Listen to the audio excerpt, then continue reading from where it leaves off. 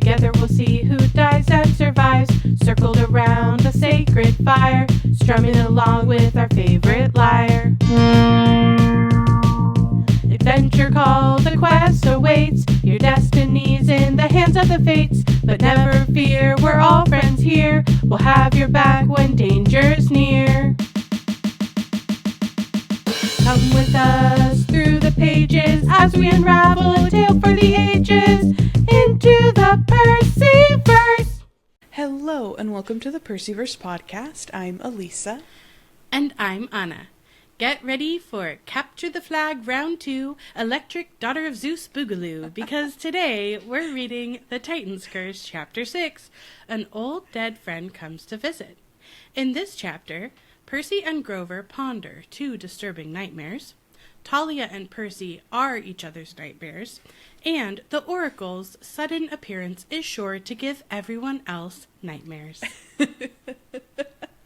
Excellent summaries. Thank you. I was like, Electric Boogaloo is so good here. No, that's perfect. It has never been more perfect. Literally. Before you dive into breaking down the beginning of this chapter, I just connected the chapter title, Old Dead Friend, obviously referencing the Oracle, but it made me think of the part of the chapter where Nico is like, I wish we could actually kill people and then resurrect them. So anyways, I hadn't made that connection. There's a big hint here that I don't think I had realized before. I was like, oh my gosh, Nico just says it. He just says the thing. I was like, I didn't realize it was so obvious. I know. Truly. Well, we start the chapter with Percy and Grover discussing, as I said, the dream. First, Percy's dream about Annabeth, and Grover not being sure, either what's going on with the, falling ceiling kind of imagery. And then also Grover informing Percy that Zoe has had a sort of similar, a nightmare about Artemis. Yeah. So we have Grover in this moment. We're kind of set up against the backdrop of the satyr nymph dynamic, which apparently the nymphs have said that the satyrs may kiss them if they catch them, and then they sort of taunt them and then turn into trees right at the last minute, and the satyrs kind of just bonk into them and fall over. Yeah.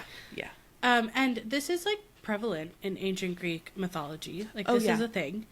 I think if it's invited by the nymphs, I have less of a problem with the satyrs chasing them, if they've prompted it.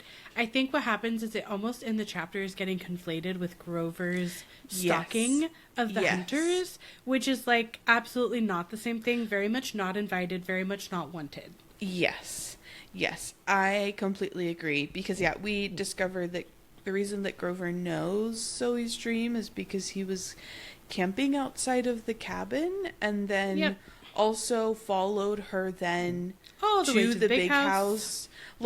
Just, it could, literally, and Percy calls this out. He calls him a stalker with hooves, and what I kind of wanted to, touch on about this is, Grover's behavior is unbelievably inappropriate. Absolutely not okay. Grover should not be doing this. Yes. And I appreciate that Percy does call him out, because I think, that, I was thinking a lot about, when we have characters in any sort of media who do things that are not okay, who, their actions are inappropriate, they cross boundaries, etc., how is the perspective on that behavior communicated, in terms of, is it done in a way that then reinforces and says, hey, that's good, do more of that, or is it communicated in a way that allows the audience to go, oh, maybe that behavior is not okay, maybe that's not a good thing to do. So I appreciate, for that reason, Percy calling him out, but then also in the situation of we should all be holding our friends, accountable, and if they share that they have done something like this, being hey, no, don't do that. That's not an okay thing to do. I also really appreciate that Percy, as a male friend, is calling this out to Grover, because I think that is possibly going to connect differently with Grover and also with the audience than another female being hey, you shouldn't do that, So I appreciate that Percy is doing that. And I just wrote a big, like, yes. Like, he's just, like, it's just the definition of stalking, like, is what Grover is doing. And it's not okay. But that is the way that he finds out that Zoe had this nightmare. So we do learn about Zoe's nightmare. And basically Zoe has, like, gone to the big house and then had a fight with Argus. Yeah. And I will say, we haven't really, like, Argus hasn't been, like, front and center in a while. I feel like he kind of shows up in The Lightning Thief, and then he's, like, not really a main force. But now he's just sort of, like, guarding the big house from Zoe being able to go talk to Chiron. Yeah. And then you remember that he has got eyes all over his body, and it's just, like, a very funny, weird scene to kind of imagine. No, I agree. You know? It's also interesting because it kind of then establishes that, like, at night, it seems like Argus is, like, standing guard in front of the big house. He's just, like, the big house guard. Like, no one shall interrupt Chiron's REM cycles. Right. Like, yeah, exactly. You know? Because Mr. D probably doesn't need to sleep, so it's really just Chiron. Yeah, yeah. With his, as we learn, curlers in his tail. Which it's adorable. Yeah. So Percy is kind of like, okay, Artemis, the theme throughout the story is like, how can Artemis be in trouble if Artemis is a god? Right. Like, as a goddess, how is that possible? So that's kind of like the undercurrent of how Percy is reacting to this. Yeah. And so basically Zoe thinks that Artemis needs the hunters because she's in trouble, and we are going to learn by the end of this that Zoe is correct, which I think is really interesting. Yeah. But Chiron is really focused on the fact that Artemis told the hunters to stay there, like, and stay safe there until she called for them. So I think it's interesting because Chiron isn't seeing a dream where Artemis is in trouble as Artemis calling for the hunters. Yeah. I was wondering what you think about that, because sometimes dreams in these stories are so important and predictive. You know what I mean? Yeah, I did.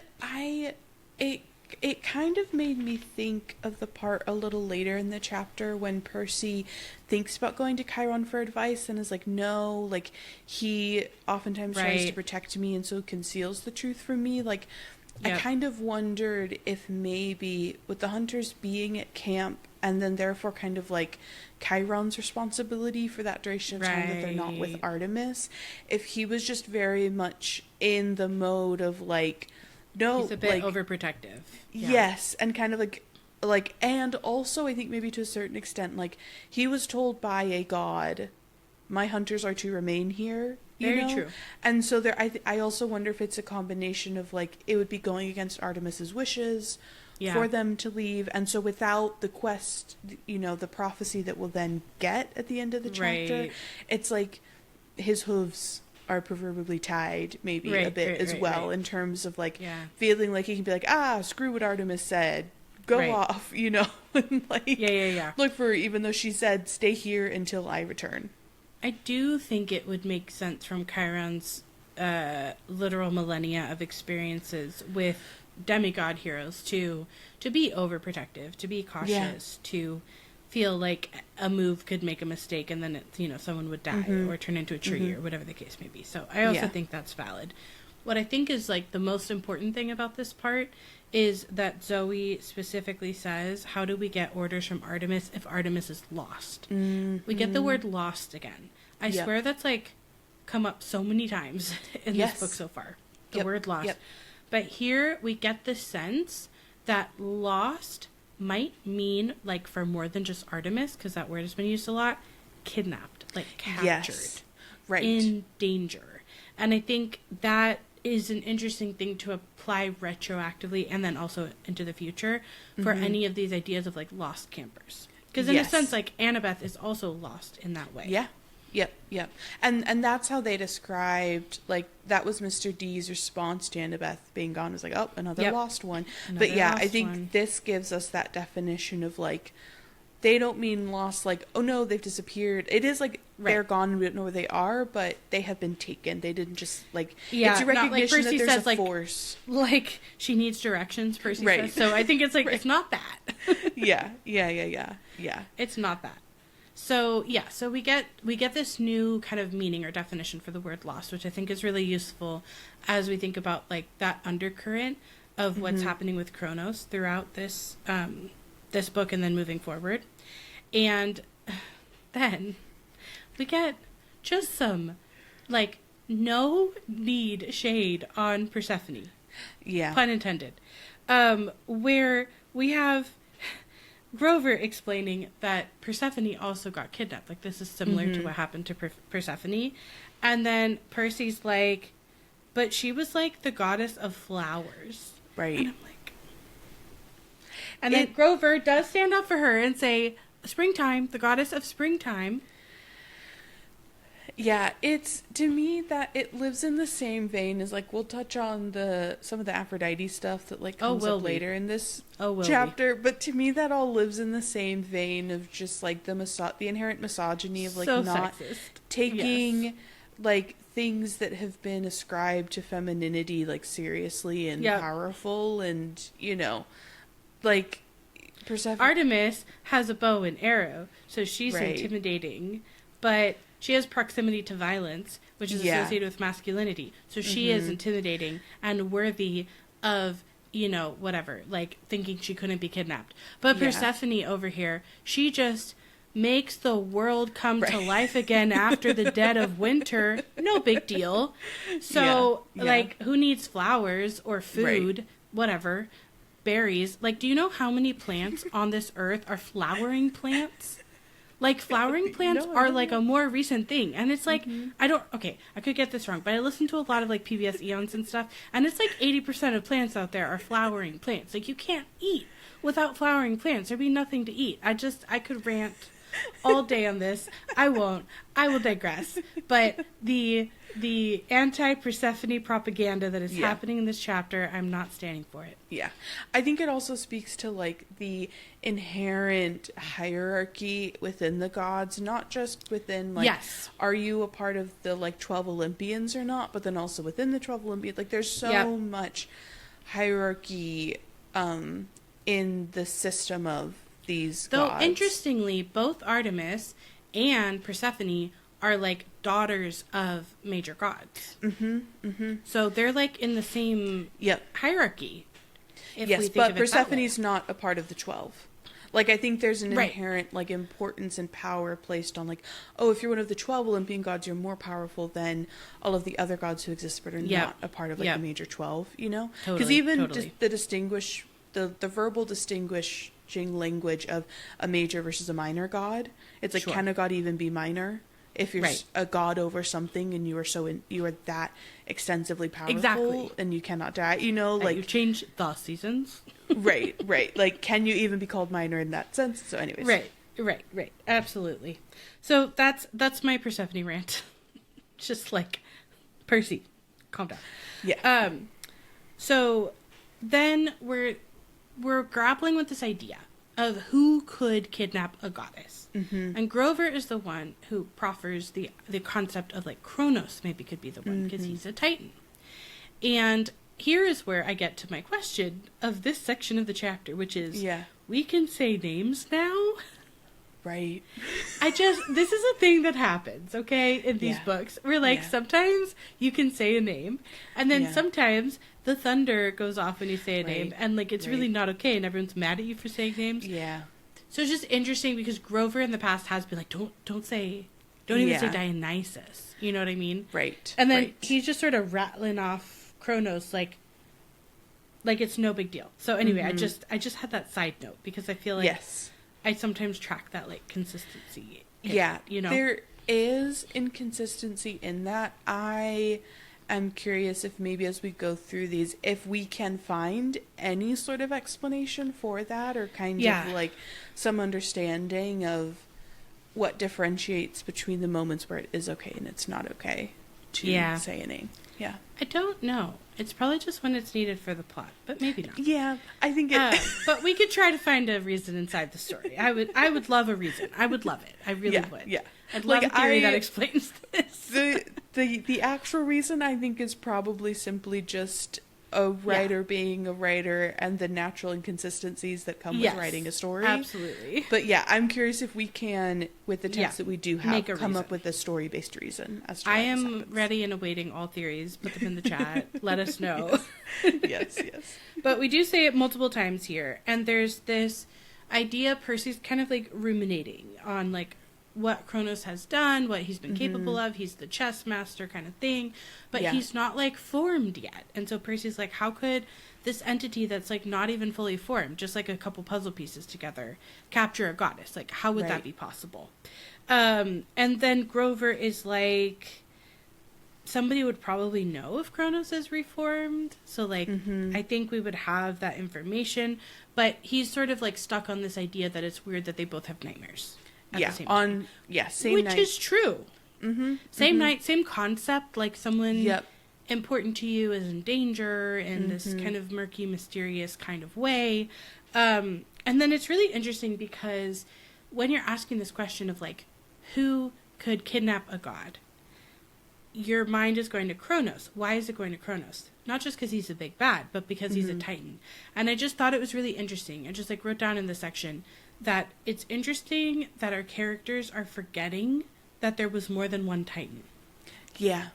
Like, our brains don't go to like, well, where are all the other Titans accounted for? Right. Well, and also, like, if Kronos has been recruiting all these monsters and demigods, has he not then also been recruiting other Titans, and wouldn't Titans kind of naturally, because of their experience, with their other Titan brother, and just kind of be down to like take down the gods who took over from them, have we just done like a attendance check of like where all of them are supposed to be? Yes, it's I think because we've even heard last chapter that the sea, the big entities of the sea are rumbling and stirring and doing things. So it's like, what are all the other ones doing? It's reminding me of how we talked about this in the Lightning Thief, where Chiron was very one-track mind about Hades, and so he put Percy on that. Like, I think there is this theme throughout these first three books of, like, when a villain is identified, when, like, the person at fault is identified, it's like the focus is just on that, and there's not really mental, like, flexibility to, like, widen the scope. And it's a very rigid way of thinking. It's like, well, if it's bad, it's Kronos. Right, yeah. And not kind of considering, like, oh, but Kronos has been notably gathering allies. Right. Who are all of the allies he could be gathering? Who are, like... Totally. It's like, instead of looking at the chessboard as a whole, they're like, but that piece is the problem. And that, I mean, that is one of the differences between them, actually, is that, like, Kronos is really good at not just playing chess, but at recruiting allies. Yeah. And I think that's something that Camp Half-Blood is actually really bad at. Yeah. Like, they haven't been able to convince most of the gods that this is even happening, that they need to take an action.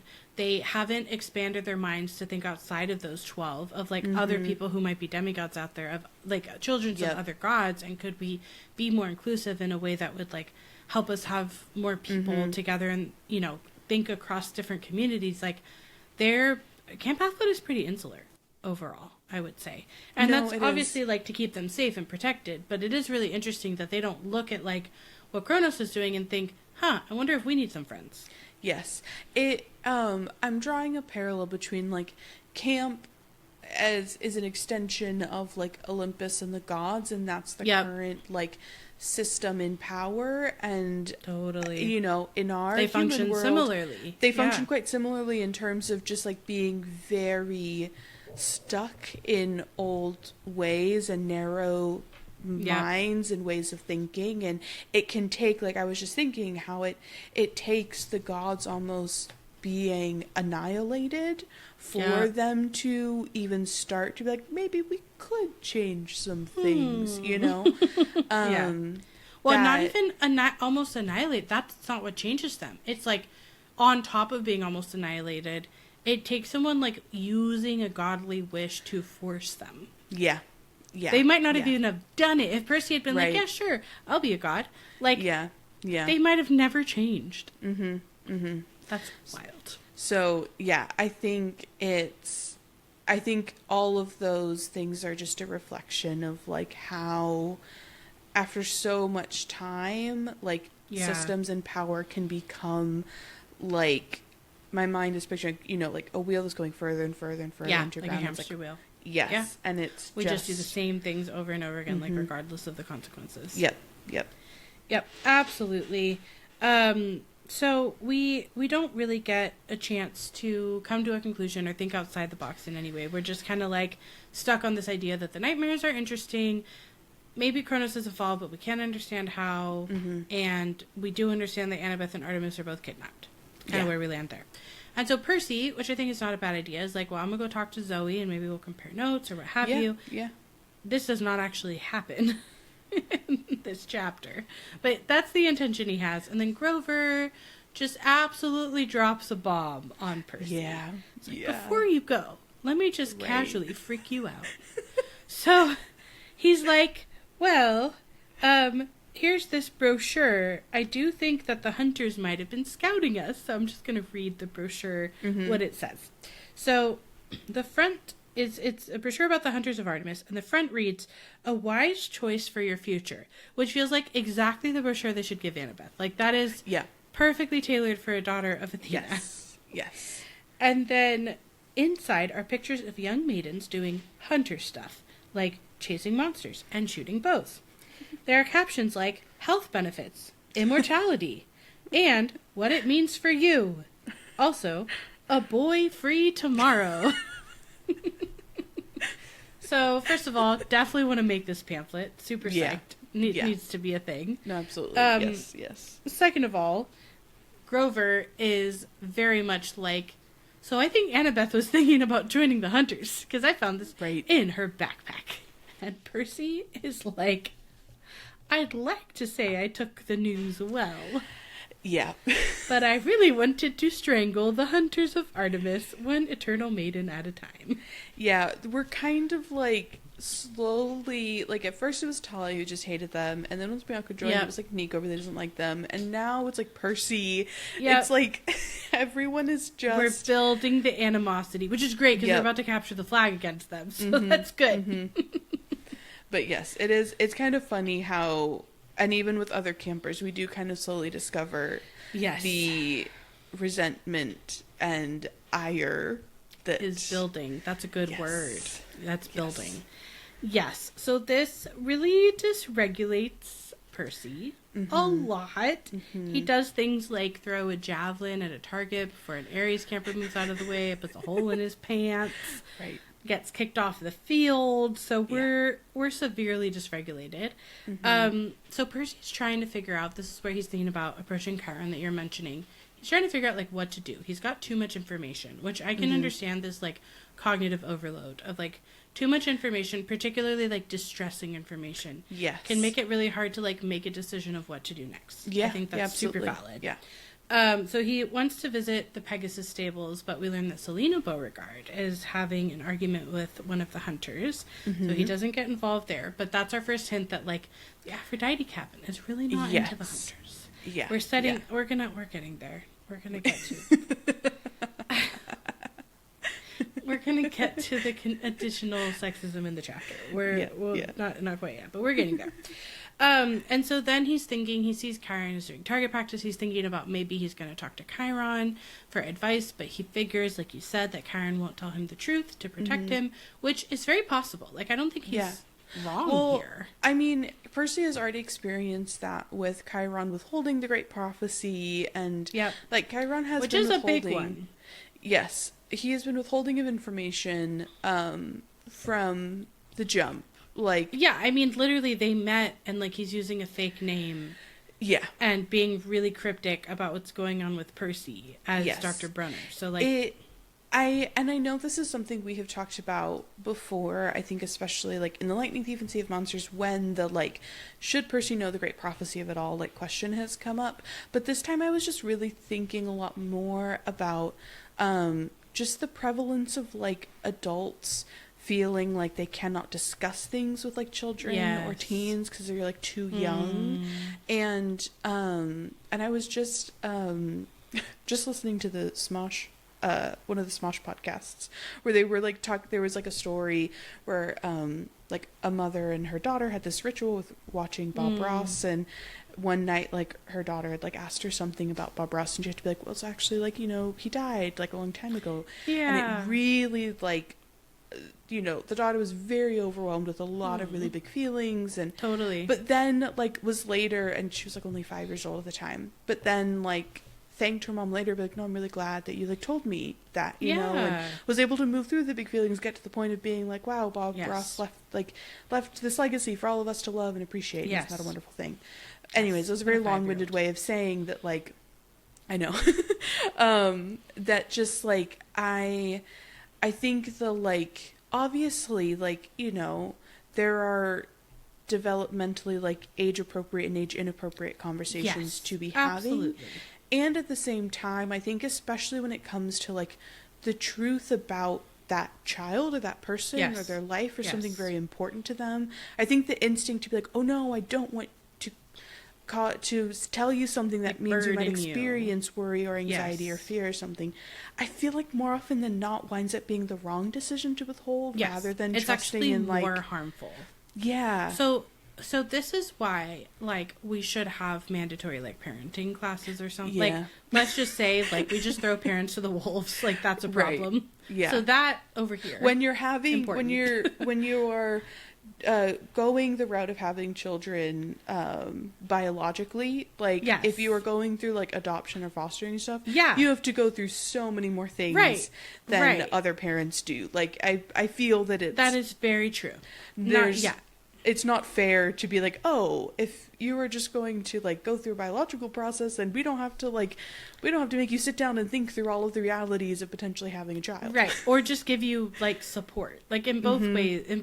No matter how you choose to parent, like, there is not enough support, at least in the United States, No. for parents. And then on top Yeah. of that, we just have... So I don't want to, like... I'm going to say something, but I want to preface it by saying I'm not going to, like, throw all parents under the bus. Like, I'm not going to say that, like, all parents should know how to do this, right? Right. And there is always... What I want to say is that there's always a developmentally appropriate way to say a thing, like, to talk about a topic. Yeah. It might change over time. Totally. Right? Like, depending on the age of the child, there's a different developmentally appropriate way to talk about something with them. But there is always a developmentally appropriate way to talk about. Yeah. And Yeah. what we need to do with children is not try to cause them to never have what we would think of as, like, a negative emotion or, like, be upset. The most important thing is actually to be with a child through that negative emotion so that they can experience how you regulate your nervous system while they're upset.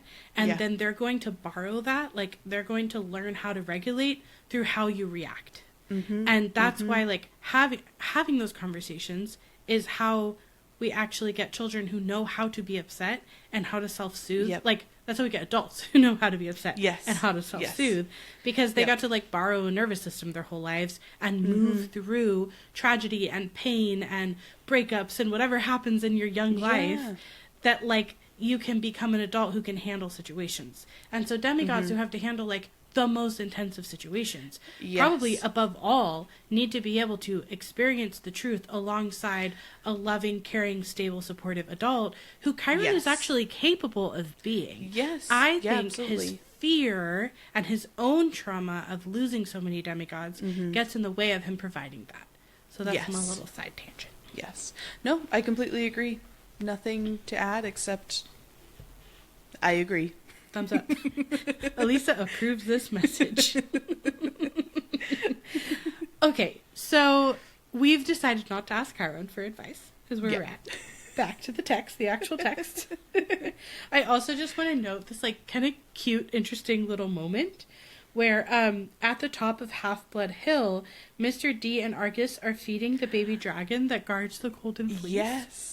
Isn't that adorable? I know. So we have, because we, like, ended Sea of Monsters with, like, we put out our Craigslist ad for Dragon But now we have to Limited. discuss the ethics of hiring a or baby. maybe enslaving a baby dragon. No, I know. It does make it a lot more And complicated. that gets than us it's- back to our ethical question around, like, what are developmental stages for different, like, species? Yeah. Because we were Yeah. talking about this with Cyclops and humans and satyrs, like, but we don't get the information, so I don't know if it's ethical or not to have a baby dragon guarding the tree. I don't know. I don't know. So that's a question I have. Like, are baby dragons like other reptiles who aren't, like, with their parents in their developmental stage? Like, the turtles just kind of go out, you know, and the parents aren't there? Yeah. Are they like that? So, A, it's okay to not be with your mama dragon or Papa dragon or whoever dragon. And then also, as a baby, like, can you have a job as a dragon?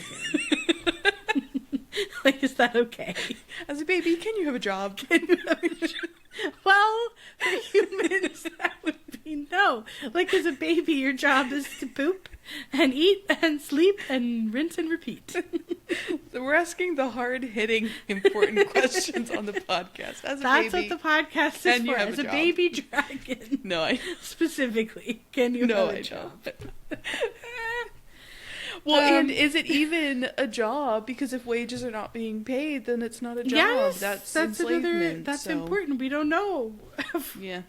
As a baby, Is there time off? Does the Right. dragon get PTO? Does the dragon I get feel sick like no, leave? because then the No. fleece is not protected. Yeah. Do we have a substitute dragon? Right. And Do is we that have dragon shifts? I don't also think a we do. baby? So I have a lot of questions. Just a fleet of baby dragons Yeah, they just, taking like, circle shifts. These are my questions. Yeah. No, Also, I mean, how effective is a baby dragon compared to an Right. adult dragon? yeah, but yeah, because I it don't know. does feel really sketchy if the only thing you could procure is a baby dragon. Yeah, It feels I like, agree. you know. And also, did they get it as a baby, or were they just shipped an egg and then it hatched, and then now good question. it's the guardian? Like, can you just mail order Was dragon Mr. D eggs? like 'Cause bottle we were thinking feeding a you had dragon? to put out right, and then like.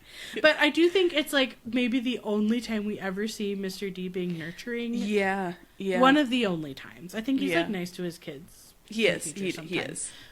Like once, but but like it's, I don't know, it's just like cute. It's like the only time we see him Yeah, being yeah. nurturing so far. Yeah. So, and then Argus, just, it's funny, these two figures, No, I you know. feeding this I- baby dragon. I do think we should, in the way that we were like, the Cyclops need a union. I was like, I think the Yeah. dragon needs Agreed. a union and representation, and we can Maybe kind it's an unpaid that started. internship. Oh, that sucks. You get experience. Everyone's Right. loved. We've all loved Uh-huh. any. Yeah. Uh-huh. So that, yeah, I just had to take a moment. It's literally 2 sentences, Yes. but that's just, there's so much inside of the, so so many much. questions that those 2 sentences raise. So we really need a developmental, Yeah. a Greek dragon, because there's so many types of dragons. I in know there mythology. are. We Mhm. need a developmental timeline, a Greek dragon specialist to kind of let us know if this is ethical or not. And I still want to Yeah. know if this dragon is getting paid. But in this moment, Percy actually has none of these questions. Those are all my No. questions. Percy is just trying to figure out who can give him advice. And I Yeah. think his Yeah. answer is so interesting. I know. It really is.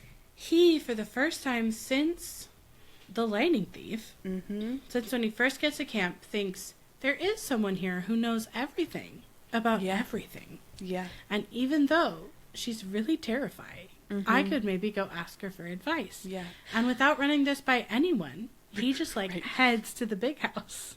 Well, he sees Argus isn't guarding the big house. That's true. Argus is up feeding the dragons. He's like, now's my moment. And Mr. D is out. So Mhm. he's like, that is very true. Nobody's there.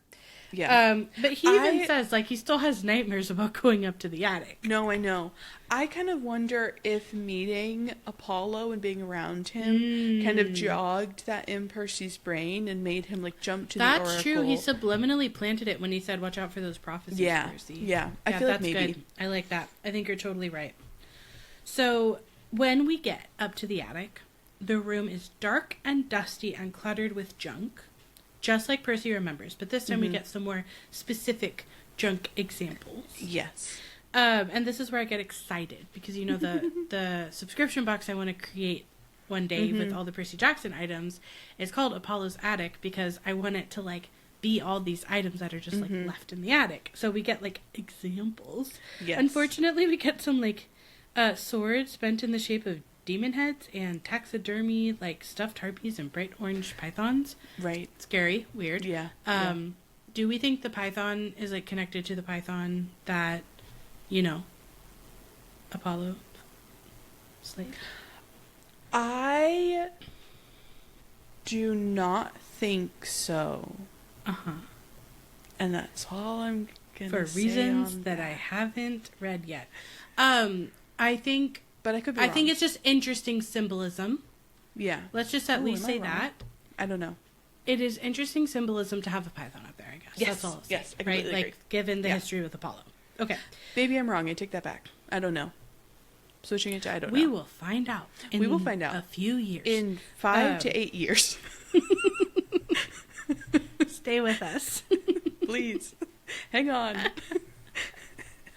I hope someone is here, like, from the future, discovering our channel, that we've already talked about it, and now they're hearing us say this, and they're like, you did talk about it. I hope we do the podcast that long, and I hope that somebody's here from the future. So, hello from the future. Okay. All right. Or I guess hello from the past. Hello, future from the past. So, we have a 3-legged stool with the shriveled up mummy of the old lady in the tie-dye hippie dress, who is the Oracle. And here, Percy is, like, waiting for the green mist to billow and, like, the whole thing that he experienced before. And he says, hi, what's up?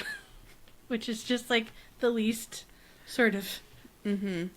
It's very Percy. And then he asks that he needs to know about Annabeth and how he can save her. And he's, like, not getting any responses here. And then he's like, fine, I'll figure it out myself. And he ends up bumping into and noticing the pink silk scarf, which is from the thrill ride Oh Love. And he remembers that Annabeth took it from him because it has this, like, label. Because things get, like, labeled in the attic, which is fun. It's like Scarf of the Goddess Aphrodite, recovered at Waterland, Denver, Colorado, by Annabeth Chase and Percy Jackson. And then Percy realizes that, like, Annabeth must have kept the scarf from that encounter. And, because she says, oh, no love magic for you, and she, like, takes it from him. And so, Percy's like, why did she keep it? Why did she stash it in the attic? And, like, I think this is both, like, foreshadowing about their relationship. Absolutely. But it's also interesting because we're, like, he is thinking about Annabeth, and he does find something from Annabeth while he's in the attic. So even though the Oracle doesn't talk to him, you know, that happens. And Percy drops the scarf because the mummy is just sort of, like, creepily there, not moving. And he tries not to run out of the attic, but he leaves quickly, and he doesn't get to learn any information yet. No, the Oracle is silent for him. The one thing that I was kind of thinking about that's, like, my fun little headcanon, because I was like, who's doing all of this, like, you know, categorizing, like, careful labeling. And I was like, I'd like to think that, like, Argus is, like, the attic's librarian. Oh, that's really cute. I like, love that. That's his other job, is to, like, make sure that everything's labeled. And maybe there's, like, a filing cabinet somewhere that, like, has all of them, you know, and he kind of knows, like, where everything is. He is all-seeing. Yeah. That's my little headcanon. I love that idea. That makes me excited to maybe incorporate him into the box. Yeah. Okay. So after Percy tries to not run out of this now once more terrifying attic, we pick up then in the evening after dinner. And so after, like, Grover's reveal about the hunters potentially being in recruitment mode, Percy is, like, raring to go to take the hunters down at Capture the Flag. But the mood and the vibe of dinner and post-dinner is very different from the previous night. Zoe is still very visibly upset. She's, like, shooting Chiron these very resentful glares. The rest of the hunters look very upset. They are not laughing and joking around. Like, previous night, they were boisterous, having a wonderful time. The mood is very low. Some of them look like they've been crying, and Percy guesses, like, Zoe must have told them about her dream. Which I was thinking does tell us that maybe Artemis's group is a little bit more transparent. Like, there's not that same I have to protect you by lying to you. Because if, like, Zoe as the lieutenant is saying something that would make everyone upset and scared, it makes me think that's how, like, Artemis leads her group. And I feel like we've been flip-flopping on, like, her being really problematic, like, cult leader vibes, and then her being, like, a really cool goddess who's different than the other gods and how she acts. This goes in that column. The complexity, the dichotomy of, you know, all the beings. Both and, yes. But I like this aspect, is all I'm saying.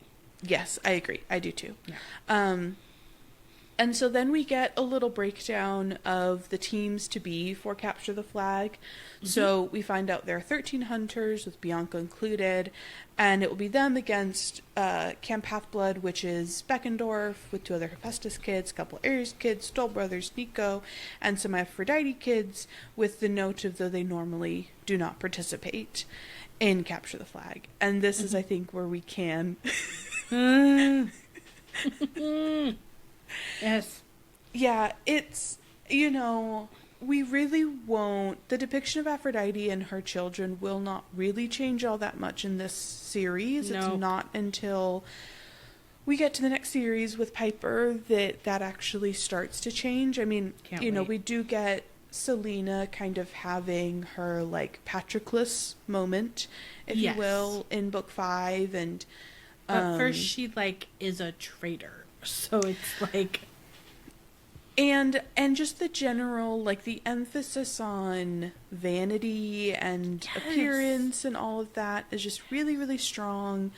It's a... Because apparently they don't play because they're usually checking their reflections in the river and stuff. Just kind of says being, Percy. like, Narcissus. And I'm like, what are you talking about? Like, this Yeah. is where we get to, we've discussed this before. You can't be, like, pretty or care about what you wear and Right. also be, like, athletic and fight Yeah. well and whatever. Like, Right. be ambitious or whatever else. It all has to be about only one or the other. You're either the ugly Yeah. duckling who is not like other girls and Yep. carries a sword and is smart. Mm-hmm. Like, you also can't be smart and pretty. No. Or no. you're dumb and pretty, and it's like, it's basically like every rom-com from like the early 2000s, Yes. which Yes. is when this book was written. Yeah. No, it's very... And I mean, all of that stuff is still around today, though I think not quite as intensely in our media as it was in, like, the late 90s and the early 2000s, when it was, like... Yeah. Just the only thing ever depicted in Yep. movies was, if girl is pretty, girl is dumb. If girl is ugly, girl is smart. You know, and it's And just then you like... get like, you know, Legally Blonde. Like, you get a couple of responses to that, and like Clueless a little bit. Yeah. Like, you get a couple of responses to that, but mostly it's just the like 10 things I hate about you. Like, there's the not like other girls smart sister, and there's the pretty dumb sister. Yeah. That's about it. Yeah. And it's, you know, 10 Things I Hate About You is, like, one of my favorite, like... Absolutely. rom-coms and Shakespeare adaptations, and it still has Problematic. that. Yeah, very much running through it. This So is one yeah, of our favorite book series, and Yes. it has it in it. Yes. Yeah. Which is, you know, speaks to, I think, what we oftentimes bring up when we talk about stuff like this, is that, like, it is, you can still engage with media that has stuff in this, and you Yeah. can still like media, you know, like, it doesn't mean that... I think culturally there's a real lean towards, if a piece of media contains something that you do not agree with morally, that then, like, you Right. can never engage with it or touch it. Any part But of it. Yeah. I don't think that's how we, like, grow and learn. If we're not engaging with the stuff that really makes us think and go, I don't agree with that, I actually don't think that's okay, like, then how are we supposed to grow societally if we're just, like, you know... Yeah, the shoving point is that all- we're talking about it. Like, that's the Yeah. whole point, is that we're Yeah. we're engaging and critiquing, and we have that critical eye and lens, and we're discussing, and also that we can, like, have fun with art. Like, that art is Yes. play, and that art will have the perspective of the person who made it, which will be different from your perspective, and then sometimes that's going to, like, conflict and create friction, and that's, like, a good thing. Like, friction is good Yeah. for learning. Friction is Yes. good for, like, identifying who you are as a person. Mm-hmm. But what I think is really interesting here is that the Aphrodite campers, for all of their whatever things that they're described as, their biggest beef with the hunters, I just think is so fun, because it is actually getting at Aphrodite's main thing, Right. which is love, Yes. which has nothing to do with being, like, shallow or empty-headed or Right, self-absorbed right. or whatever other things we're stereotyping here. Mhm, Her main thing is love, Yes. and the hunters don't let people fall in love, and Yeah. that's why the Aphrodite campers are upset, and that I actually really like. Yes, it does. It feels like, It's like a values good, based. yes, and like a good source to derive friction from. Yes, Because yes. the other thing that it did really make me think about was the prevalence of, when we talk about love, only talking about romantic love and not talking about platonic love, because it's like Absolutely. the hunters obviously have deep and obviously still platonic like love. heteronormative. Yes, love. that as well. Yes. But like the hunters have like a deep platonic love for one another that is like so apparent and clear. Yeah. But the friction is over like romantic love. But Celine is like, I'll show them, quote unquote, love is worthless, you know. Right. But it's like in that Right. instance, it's really just romantic love that they're clashing over, not you know, any other. Absolutely. Love. But then we get this interaction with Talia and Percy that is interesting. So Talia immediately, which is going to kind of be the theme of her jumping into like, I'm leader number one. Like, we're co-captains, but I'm leader number one, you're leader number two. Yep. Because she immediately tells Percy her plan of she'll take the offense, he can take the defense, and he immediately internally is like, so I kind of wanted the reverse. I was going to do the offense and tell you to do the defense. And he kind of tries to convince her that with her shield and everything, she'd be better on defense. But she's like, no, you've got more practice at defense. And he kind of takes that almost a little bit as like an insult, not fully. He's like, I'm going to try not to take that as, you know, an insult. But really he does. But he does. Which I also think there's something really interesting in that, you know, of, like, I think there's if I were to dive probably deeper than necessary into that, of, like, why is offensive, like, why taking the offense versus taking the defense? Why, like, being told that you're more practiced at defense, why that would be an insult? Well, you know? he kind of explains that he has had many, many mishaps at being defense. Yes. And so I think where he's, I mean, it might be deeper than that, but I think where he's taking it as an insult is like, she's bringing up actually a sore spot, and it's actually like not true that he's been, has, like, he might have more experience, but it's not good experiences. So he kind of takes it as like, she's heard all these things that have happened to him, and so she's sort of like poking at him a little bit. Yeah. Just because like she wants to be offense. Right. And eventually Percy goes along with her plan, even though he doesn't want to. But that gets kind of interrupted by Nico coming up. He's exuberant, he's excited, he's ecstatic. He's in armor that is too big for him, but just simply overjoyed. Is. And this is where we get the really interesting moment where Nico's like wishing that they could actually kill the opponents and just resurrect them. You know, and it's interesting because Percy really interprets that as like Nico not taking things seriously enough. Yes. And not realizing like these are real swords, we can do real damage. But like we were kind of talking at the very beginning, like I think that is just such the biggest hint towards the Hades of it all. Nico, you know? somewhere inside of him, knows this is possible. Yeah. And that like he could do it. Yeah. And I also love because he like is trying to like bring Bianca back forever after this. I know. And this is like, you get that look inside his logic right now of like how he's going to think about it for a while. Yes. Yeah. It's like, it is something that he will be fixated on for an incredibly, incredibly long amount of time, is finding ways to resurrect people that he dearly loves. And in the moment where Percy kind of like chastises him a little bit for this perspective, seeing Nico's like disappointed reaction to that makes Percy be like, oh, just kidding, like it's cool. You know? Oh no, I sound like my mom. Oh no. Right.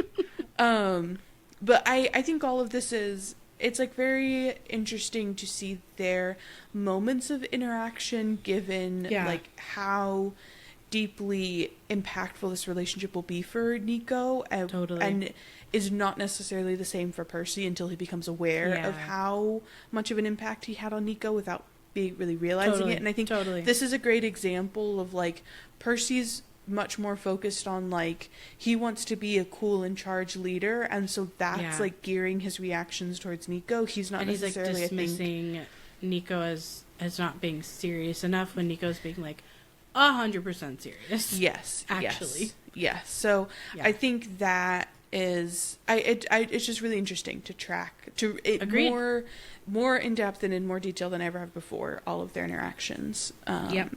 Especially in this book. And then, so Chiron gives us a rules reminder breakdown. So the creek is the boundary line. We find out Camp Half-Blood will be the blue team, and they will take the west woods. The hunters are going to be the red team, and they will take the east woods. Chiron is our referee and medic. and a reminder of no intentional maiming, and all magic items are allowed. And I wanted to be like, how do you identify intentional versus unintentional maiming? Yep. Seems Feels like hard to there's distinguish. Murky, line there. Like, I don't think we have VAR to kind of like run back. We definitely don't. And determine intentionality. Absolutely not. And then we get right into capture the flag. So we learn where the team Camp Half-Blood decided to place their flag, which is at the top of Zeus's fist. And I don't remember if we like got this in the last capture the flag, think so. But the fist, it's called Zeus's fist, but from every other angle it looks like a pile of deer droppings, but Chiron won't let them call it poop pile because it had already been named for Zeus. Pretty good. So, that feels very like, middle school through high school kids would want to call it poop pile. Oh, that looks like Zeus's fist. And then everyone was standing on the other side. You're like, looks like poop pile. Yeah. Yeah. But Percy kind of explains that it's a really good strategic spot because the boulder itself is 20 feet tall. I couldn't help all of our measurements. I was just like... Taller than Polyphemus. Right. Canonically taller than Polyphemus and very hard to climb. So, it follows the rules of the flag needing to be clearly visible and the guards not being able, having to have a 10-yard radius from the flag. Yes. But because it's so high positioned... They're counting height as part of the yardage. Yes. And so there's, it's automatically, defended a little bit well from it. Yeah. And so we have Percy on guard duty with Nico, Beckendorf, and the Stoll brothers. And Talia is she's very much in primary leader role. Yep. She's directing a decoy to go off to the left, having Selena lead it, with the goal being for them to attract as many hunters as possible so that Talia with the main raiding party can go around the right and catch the remaining hunters by surprise. And then Talia's kind of like, Percy, anything else to add? And he's like, keep sharp on defense. And then Talia jumps in and she's like, and no one leave your post. And Percy's like, unless you see golden opportunity.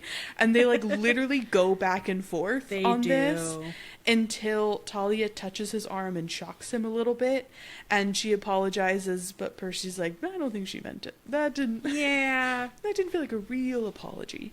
Yep. And I will say, I had a nerve test yesterday in my arms, and reading this was very visceral for me, where I was like, that's not fun. That hurts. No. Also, you're probably wearing metal. Ow. Yeah. Ow. Yes. Okay. But they break into their groups, the horn sounds, and the game begins. And so Selena's group heads off first. Talia's group waits a few seconds, which I wanted to be like, I think it should be more than a couple seconds if you're really trying to make a distracting group work. Yep. I feel like if you're kind of heading off pretty much immediately after they do, I don't know how effective this is going to be, but anyways. Yeah. But then they head off, and Percy goes to the top of the fist, and he's kind of remembering what it looked like when the hunters came out of the woods with Dr. Thorne, and he's kind of prepping for maybe they'll do that, this kind of ambush attack, but nothing happens. Which again, just a quick side note, when he goes to the top of the fist, I'm like, isn't he not allowed to be there? Though? Yeah. Because he's supposed to be 10 yards away. I know, that was my question as well. Yes. I don't know. Anyway, maybe he just can't defend from there. Maybe. But yeah, I also had that. Yes, Yeah. I also had that question. Also, apparently, the top of Zeus's fist is prime spot to view pretty much everything in this game of Capture the Flag, because he's able to see Selena and her 2 scouts are already being followed by 5 hunters, and he's like, yes, the plan is working, until he sees another group of hunters with their bows at the ready, and he's like, oh no, Talia must have been spotted. And so, of course, Percy immediately jumps to, I'll save the day. I'll save the day. And he's like, Beckendorf, can you hold down the fort with Nico and, the Stoll brothers? And Beckendorf's like, yeah. And they all cheer him on as he goes, racing towards the boundary line. Yep. Which, my little question in all of this was, when we had Capture the Flag and the Lightning Thief, it really felt like they were utilizing, a bunch of the woods, whereas this feels like it's really contained to a small portion in terms of how much Percy can see from the top of Zeus's fist. It doesn't feel like everyone is traveling all that far. Not to harp on it, but I do feel like 20 feet is pretty tall. Like, I think you could actually Sure, see a okay. lot from 20 Okay, feet up. okay. So I do think, and I don't know exactly, like, I can't do But the I'm just math picturing, of the I think radius of that. I'm picturing like a densely enough, like with trees, like I agree. I don't know how dense the woods is. Yeah. I don't think Yeah. we've been told exactly, like, how close all Right, the trees are right. together. And it could be that there's, like, areas that are denser and then Yeah. areas, because there's a creek and, you know, like, sometimes there's clearings in different places. So it could be yeah, that. yeah, I don't know. maybe. Anyways, my kind Yeah. of I hear you. that was my little. It does question feel about like it that. happens, like, tight and quick. Yes, it does. Compared to the first time. Yeah, For sure. yeah. And it could also just be, like, how people do their strategies. Like, ends Yeah. up creating different kinds of battle scenarios. Totally. So Percy is racing towards the boundary line. He can see the silver flag and that there's only one guard in front of it, and this guard is not even like really looking at Percy. And he can hear fighting both to his left and his right, but he doesn't really like take the time to kind of assess what's happening. He makes it. He slams into the guard, who turns out to be Bianca, and is like yells sorry at her before ripping the flag off of the tree. But he only makes it 10 yards before Bianca yells for help, and pretty instantaneously a tripwire gets fired from a bow, and Percy goes down hard. Yeah. And then this is when we discover, so it was Talia to his left, because she yells at him, like, what are you doing, Percy? And right after she yells, a fart arrow goes off at her feet, and so her whole team is now coughing and gagging in this, like, sulfur gas, which is terrible. But I like that the hunters are making creative use of arrows, because Yes. that's always fun. Yes, no, I completely agree. And so Percy's, like, determined to get this win, and so he gets up and he's running, and there are more arrows whizzing past his ears. And a hunter kind of comes out of nowhere and slashes at him, but he parries it, and he continues, and it's like only a few yards, and Percy's like, I think I've done it. And he sees Beckendorf and Nico running at him, and he's like, oh, they're running to welcome me, which I'm like, my guy, come on.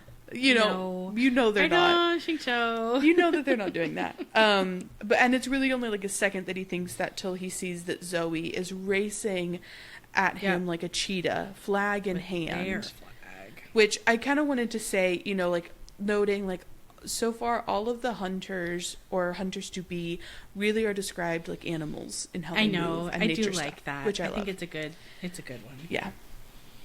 And so Percy is 2 feet away from the water, from the creek boundary line, when Zoe bolts across from the other side and then slams into him for good measure. Ending capture the flag. The hunters cheer.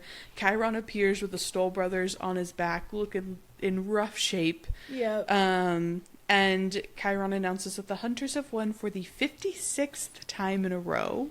Rough. That's a lot of times. That's a lot of times. That's a lot of times. Yeah.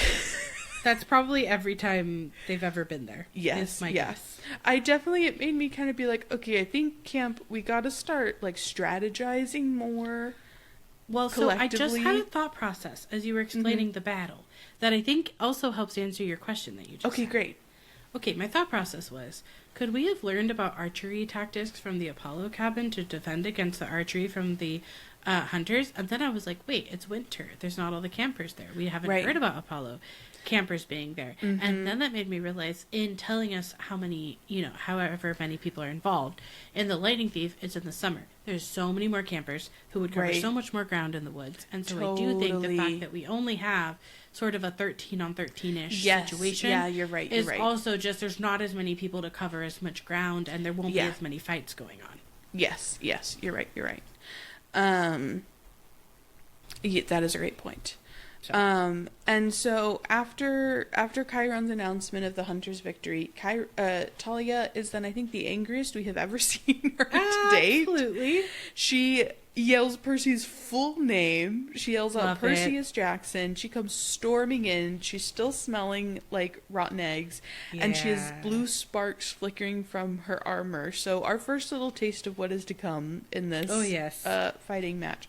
And she yells at him, asking what he was thinking. And Percy's trying to defend himself, and he's like, I've had enough today. Like, Yeah. it has been enough bad things. I can't take anything else. Yeah. And he basically tells her, like, I saw my chance and I took it. You know, I got the flag. And Talia rebuts that, like, she was there at the base and, you know, they would have won if Percy hadn't interfered, which immediately made me think back to their argument post Dr. Thorne. And Talia being like, if you hadn't gone on your own, like, we would have won. And I think, to me, this started to speak more to, like, yes, Percy can have this instinct to, like, just do stuff himself. To, like, you save know? the day. And I think it shows, like, both of them are such stubborn, like, characters and people. Yes. And fundamentally what they're both just arguing about is, like, they each thought that their way of doing it was the right way of doing it. Not just that. They both want to be the leader, the hero. Yes. Like, they both want to save the day themselves. Yes. And so are not able to, in neither instance with Dr. Thorne nor with this, are they able to recognize, like, there are other people in the mix. And it's like, we rise and fall as a group and as a team. And it's the blame game, you know, doesn't really do much. We supposedly learned in the Sea of Monsters that there is no I in team. Right. But I think Talia and Percy have so much competitiveness between them that it's just, like, not possible to have that approach together. Yeah. And it absolutely mirrors, I mean, we were talking earlier about, like, the Olympic structure affecting Camp Half-Blood. Like, it mirrors the Poseidon, Zeus, Hades even, like, tension, right? Like, that's here. That's alive and well between them. But I think that the critical mistake was actually Percy. Well, okay, the critical mistake was them assuming they should just both be in charge. Yes. Then the next critical mistake is Percy not speaking his mind and speaking the truth. Because they weren't able to even try to problem solve and figure out a way they could both be happy. Right. And then that leads to all the rest of the problems that happen. Yep. Yeah, because if they'd actually, like, you know, maybe there's a world when just like, oh, Percy leads the distraction and Talia's, or, like, you know, they both get to lead the two groups, you know. And whoever makes it to the flag first grabs it, and then maybe they'll, like, pass it back and forth to each other. Right. But yeah, like, there's... They both, like, both of them made mistakes. Talia even made mistakes coming in, and both of them came in with that mentality of, I've got a plan that I'm going to tell the other person. When it's like, but that's not what co-captains do. Co-captains would be like, I've been thinking about this. Here's my pitch. What have you been thinking about? Okay, let's figure out something that's, you know, and then utilizes you find the compromise. Like, everyone's skills best, and neither of them were able to do that, and now they're both too mad to hear the other person. They are. Because, you know, after Talia tells Percy they would have won if he hadn't interfered, Percy's like, you were too surrounded. They bicker, they fight back and forth more until Talia pushes him and sends a shock through his body that slams him 10 feet backwards into the water. That's and wild. Like, we get a funny, like, the campers gasp and then, like, some of the hunters laugh. So we can see, like, how seriously, you know, everyone's taking this. And also I think the hunters, they're I guess if anyone is to be a little misandrist, I do think it is kind of the hunters. Yeah, also, degree. like, I think being immortal just makes you be just, like, haha, they're playing with lightning, haha. Yeah. And Talia immediately turns pale, starts to apologize, but before she can even, like, get the full sentence out of it, like, sorry, I didn't mean to, anger is roaring in Percy's ear, and he sends a wave erupting from the creek to blast into Talia's face, dousing her head to toe. I was like, interestingly, the water didn't make her, like, move, or even, like, go down on her butt. But also, like, I'm like, okay, so then when she uses her lightning powers, like, what is protecting... I guess the way that Percy can breathe underwater, is Talia immune to lightning? I think so. I think being covered in water would be pretty perilous to then play with lightning. Yeah, I think she must be. She must be, right? Okay. Yeah, and very sarcastically after doing that, Percy's like, I didn't mean to either. And Chiron tries to step in, and this is a moment where I kind of want to be like, you are, like, over 2,000 years old. Yeah, I know Chiron you have absolutely should do more here. Yes, I know you have a better, like, shut it down voice, and they, like, you know.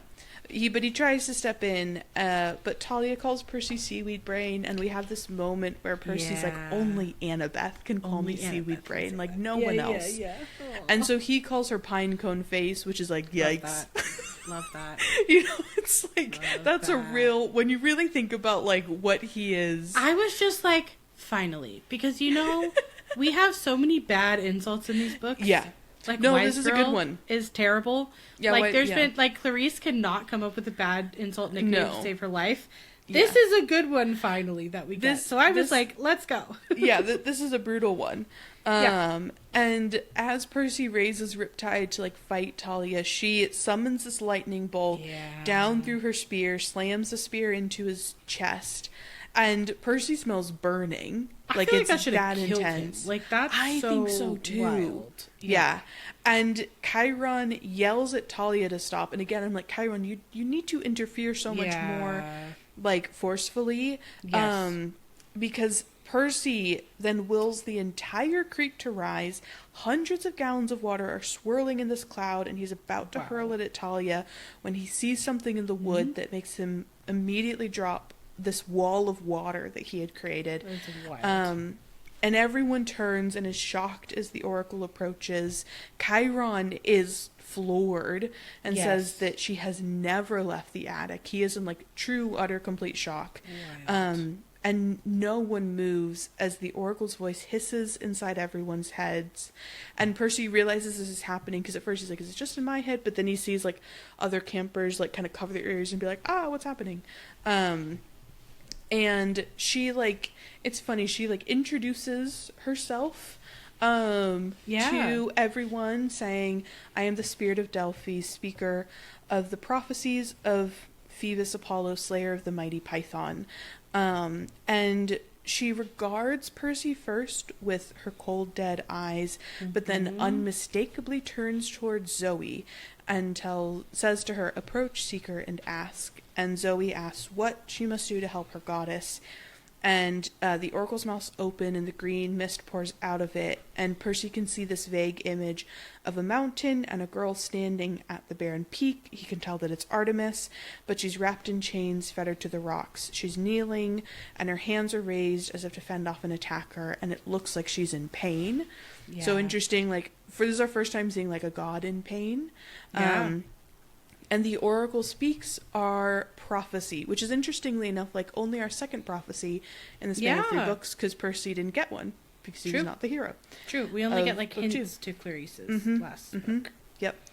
And so the prophecy is as follows. 5 shall go west to the goddess in chains. 1 shall be lost in the land without rain. The bane of Olympus shows the trail. Campers and hunters combined prevail.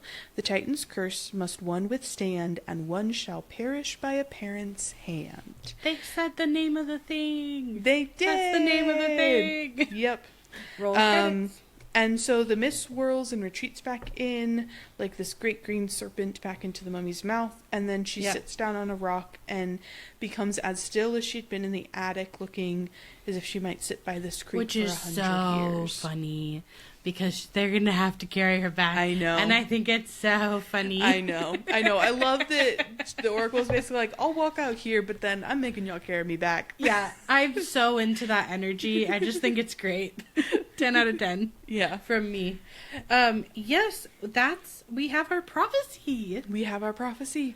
This is such a fun chapter. It really is. I ended this chapter and I was like, this is why I love these books. This chapter was so delightful. Yeah, it really was. I had such a fun time in it. So now we get to parse apart this prophecy over the next, many chapters. And I think that one of the most interesting things is the first word of the prophecy. Yes. Because normally a quest is 3 people total. And I think it is so interesting to have an intentional 5-person quest be commissioned. That then only 3 will return from. Right? Like it will ultimately it will come back down to 3, but like... Well, and even specifically says 1 shall be lost in the land without rain, and 1 shall perish by a parent's hand. So it's like telling you that's going to happen. Yes. But it's kind of a bummer because it's a bummer anyway, but it's kind of a bummer because it's like, I will force 5 of you to go knowing only 3 of you will return. Yeah. I do really like that because people being lost has been such a theme. I like that we have the word lost in the prophecy, also because it disguises the true meaning of what lost will mean for Bianca in the Land Without Rain. So I like that is really something that won't be clear till we actually like reach that chapter. Totally. Yeah. And it's also interesting that like the Titan's curse, so that's going to refer to Percy, but then one shall die by a parent's hand is the same Titan. So I think that's interesting. Like we have Atlas in here twice. Yep. And then we also haven't even gotten to the Bane of Olympus portion of this book yet, which is kind of crazy. Yep, and shows the trail, that's going to be a piece that they're not going to realize until the very end. Oh, absolutely. Yeah. Yeah. So I'm so excited. We have a prophecy. I love that the Oracle, it's Apollo, wherever these prophecies come from, was like, I have to say campers and hunters. Yeah. Because otherwise, like, the hunters will just pick 5 hunters. Yeah. Like I have to specify it is campers and hunters. It is both. And it's interesting. This is Zoe's prophecy, Yes. So like that's made very clear. And so we've got 3 prophecies in 3 books for 3 different people. Yeah. And this is also going to be very interesting. And the prophecy is about Artemis. And even though we're thinking there's a connection between Artemis and Annabeth, that has not been confirmed. Yep. So we don't know for sure at this point that a quest to help Artemis would also help Annabeth. So we're in a really interesting position here. Yeah. Where you also, if you think about it, if Chiron had let Zoe go, she might have never heard this prophecy. Yeah. So that's an interesting thing too. Like, would they still have been given a prophecy that would have made them sort of tangle with the hunters, and it's only 3 people maybe or something. So that's interesting. And then I also think it's really tricky to be like, you get 5, but you have to combine campers and hunters. And no, it's not an even number. Have fun. I know, yes, which we are going to be getting into all of the like politics essentially of that. Like, talk about setting up a really challenging situation for cooperation and compromise. Yes. Yep. Yeah. Absolutely. So yeah, I'm very.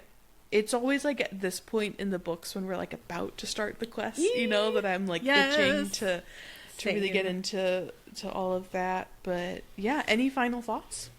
No, I just had like the best time. This was such a fun chapter. Yeah, it really was. I'm excited. I'm excited to get a quest in pretty soon. What about you? Yeah, I don't. The only thing that I was thinking about that I don't think we fully touched on in terms of Zoe's dream was, does this mean that in terms of tracking, like what's happening, the like other plot line that's happening that we don't get full answers to, like, does this mean that Artemis is now, she has arrived to where Annabeth She's on the mountain, I believe. Yes. Like, so that's our update also, there. I can't remember, but her situation makes me think so much of Prometheus. Is she in like Prometheus's role right now, chained and getting attacked by like a bird? No, so that Artemis takes over for Annabeth, but it's that when they fight, they need a god to defeat the Titan. So Artemis has to like Annabeth is like on the verge of death, and Artemis is like, I don't know how long she lasted till I got and Artemis is holding it up. So Artemis is chained, holding up. That's what she's doing at the end. She's holding up the But then she's going to need to be freed to assist with the fight, and so that's why Percy then becomes the one to step in. Yes, they have to cut the chains. Okay, I think that's right. It just reminded me a lot of Prometheus's story. Yeah. We won't meet him for a while, but it was just interesting. Yeah. Yes, no, that's true. Well, we will learn more about the prophecy and how everyone's interpreting it and what they will do for this quest next week when we read The Titan's Curse, Chapter 7, Everybody Hates Me But the Horse. Bye. Bye.